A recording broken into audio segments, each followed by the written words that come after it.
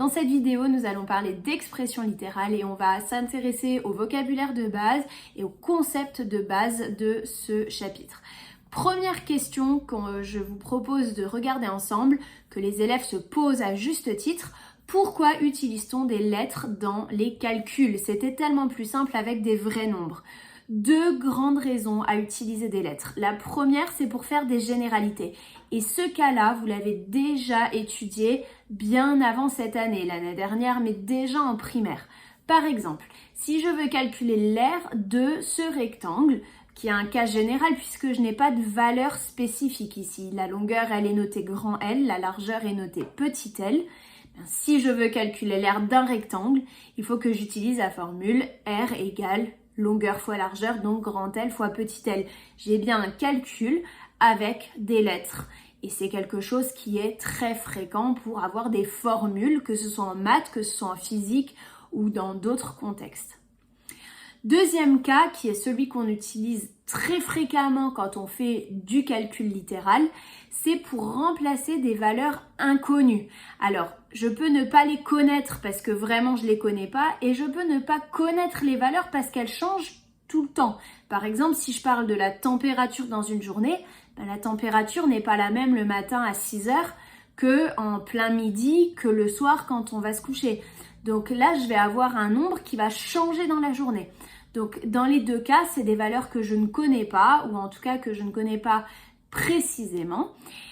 Et donc je peux utiliser des lettres à la place des nombres. Je prends un exemple, si jamais au marché il y a cette pancarte et le prix a été effacé.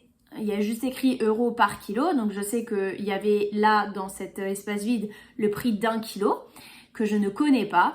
J'ai décidé de le noter P parce que je parle du prix, donc je ne vais pas chercher n'importe quelle lettre, comme ça c'est en rapport. Et je peux très bien faire un calcul avec ce prix que je ne connais pas, mais je sais qu'il y en a un. Et donc si j'achète 3 kilos, je vais payer 3 fois le prix d'un kilo, donc 3 fois petit p. Je sais absolument pas combien il vaut ici, mais peu importe, je peux écrire ce calcul 3 fois p et donc j'ai bien un calcul avec une lettre dedans. C'est pas gênant, c'est un peu embêtant parce qu'on peut pas terminer le calcul, mais ça c'est absolument pas grave. D'ailleurs, une remarque avant de continuer, c'est quelque chose qu'il va falloir absolument intégrer et accepter. Quand on fait du calcul littéral, on va jamais arriver à un résultat avec un nombre. On va toujours avoir des lettres qui vont rester là et qui vont nous donner l'impression que c'est pas terminé. Et bien c'est pas grave, si je ne connais pas les nombres, je peux pas faire le calcul que je ne connais pas. Donc on s'arrête avant que ce soit vraiment terminé où j'ai une réponse avec un nombre. Et c'est absolument pas grave, c'est absolument pas gênant. Une définition pour continuer. Une expression littérale, c'est un ensemble de calculs dans lequel il y a au moins une lettre pour remplacer un ou des nombres. Alors je peux avoir plusieurs fois la même lettre qui remplace plusieurs fois le même nombre à différents endroits du calcul, c'est possible. Et je peux avoir aussi plusieurs lettres différentes qui remplacent plusieurs nombres différents dans un même calcul. Donc je vous mets 3 exemples. J'aurais pu en mettre plein d'autres, c'est juste pour que vous voyez à quoi ressemble une expression littérale. Donc premier, A égale 3 fois A plus 28. B égale 42 moins 5B plus 6X. Là, j'ai deux nombres inconnus, un qui est noté B et l'autre qui est noté X. Et enfin, C égale 46U divisé par 6 fois X plus 8. Encore une fois, j'ai deux inconnues différentes puisqu'il y a deux lettres différentes. Donc ça, c'est juste pour que vous voyez à quoi ressemble une expression littérale. On n'en fait strictement rien, on les affiche. Quelques règles d'écriture. Quand on a des calculs avec comme ça des lettres qui remplacent des nombres inconnus, très vite ça peut rester très long et donc on a quelques petites règles pour que ce soit un peu plus joli à l'écriture. Alors, première règle, on n'écrit jamais le nombre 1 devant une lettre. C'est pas que c'est faux, c'est pour pas encombrer. Si j'ai une fois A, je vais écrire que j'ai juste A. J'ai rien calculé du tout, je suis juste en train de simplifier l'écriture. Si jamais ça t'aide, une petite illustration. Si j'ai l'abricot là tout seul de dessiner, c'est l'abricot. Je peux juste écrire A à la place de abricot. Et s'il y a le A tout seul, c'est évident qu'il n'y en a que un. J'ai pas besoin d'écrire 1 devant. S'il est tout seul, c'est qu'il y en a un seul. Deuxième règle, on n'écrit jamais le signe fois devant une lettre. Alors, il y a plusieurs raisons à ça. La première, c'est que c'est absolument inutile. Pour preuve, encore une fois, une petite illustration. Si j'ai 4 fois B, je dis que c'est égal à 4B. Je prends 4 bananes.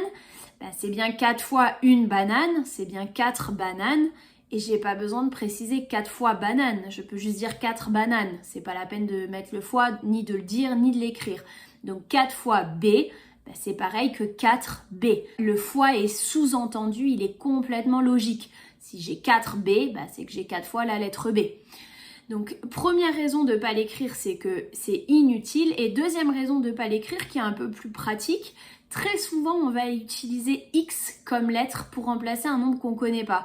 Et un fois et un X collés l'un derrière l'autre, c'est pas très lisible, surtout quand les élèves écrivent les fois et les X de la même manière.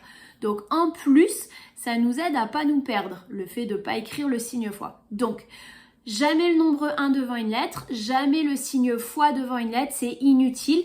Attention, j'ai pas calculé. 4 fois B, ça fait pas 4B. C'est juste écrit d'une manière plus simple. Et dernière règle d'écriture, on n'écrit jamais le signe fois devant une parenthèse. C'est exactement pareil que pour l'exemple d'au-dessus. 3 fois mon paquet 2 moins 3Y, c'est 3 paquets. Et ça, je peux l'illustrer aussi avec ces 3 paquets de biscuits. Si j'ai 3 fois le paquet, j'ai 3 paquets. Je ne sais toujours pas plus le détail de ce qu'il y a dedans, mais encore une fois, c'est inutile d'écrire le signe fois devant. Il ne sert strictement à rien. Alors, une petite remarque avant d'aller à la dernière règle d'écriture. Réfléchissons un tout petit peu à la façon d'écrire les calculs. Ce que vous voyez sur cette diapo-là, c'est pas la peine de l'écrire dans votre cours. Si vous voulez, vous pouvez bien sûr, mais c'est pas nécessaire. Un premier calcul, 5 plus 5 plus 5 plus 5 plus 5 plus 5 plus 5. C'est très long à lire, c'est très long à écrire et c'est absolument pas efficace. Donc, bien évidemment, comme le 5, il est additionné 7 fois, je peux dire que j'ai 7 fois le 5. Ça me fait gagner un petit peu de temps. Maintenant, un autre calcul. 5 fois 5 fois 5 fois 5 fois 5 fois 5 fois 5. Toujours encore 7 fois. Le problème ici, c'est que j'ai pas 7 fois 5. J'ai le 5 qui se multiplie 7 fois de suite. On est bien d'accord, ça fait pas du tout 35. Déjà juste le début, 5 fois 5, ça fait 25. Avec le troisième fois 5, on est déjà arrivé à 125. Et il y a encore tous les 4 autres derrière. Donc c'est beaucoup plus que 35 ici, ce calcul-là. Ça, normalement, vous êtes d'accord avec moi. Mais là encore, c'est pas très beau à écrire, c'est pas très pratique à lire. Comment je peux faire pour écrire ça d'une manière un petit peu plus pratique? J'ai pas le droit d'écrire 7 fois 5, c'est pas 7 fois 5, c'est 5 fois 5 fois 5, etc. 7 fois de suite. On a décidé, les mathématiciens, pas moi bien sûr, mais on a décidé d'écrire ça sous cette forme, 5 avec un petit 7 au-dessus. Le petit 7 veut dire que le 5 se multiplie 7 fois. C'est juste une nouvelle façon d'écrire les choses. C'est beaucoup plus facile à lire. Et ça se lit 5 puissance 7. Définition 2. Une puissance est un nombre qu'on écrit en petit en haut à droite d'un nombre et qui indique combien de fois le nombre se multiplie lui-même. Donc quelques exemples. 6 fois 6, le 6 se multiplie 2 fois. Donc je l'écris 6 puissance 2. X fois X fois X, je ne sais pas quel nombre c'est, mais c'est 3 fois le même. Et donc, je peux l'écrire X puissance 3 pour dire que le X, il était multiplié 3 fois de suite. Encore une fois, c'est que de l'écriture. Une remarque pour terminer, la puissance 2, on la lit au carré. Mais ça, vous avez l'habitude parce que vous savez lire centimètre carré. Et la puissance 3, elle se lit au cube. Pareil, vous avez l'habitude pour les volumes de lire au cube, centimètre cube. Donc, dans l'exemple précédent, on peut donc lire 6 au carré et x au cube.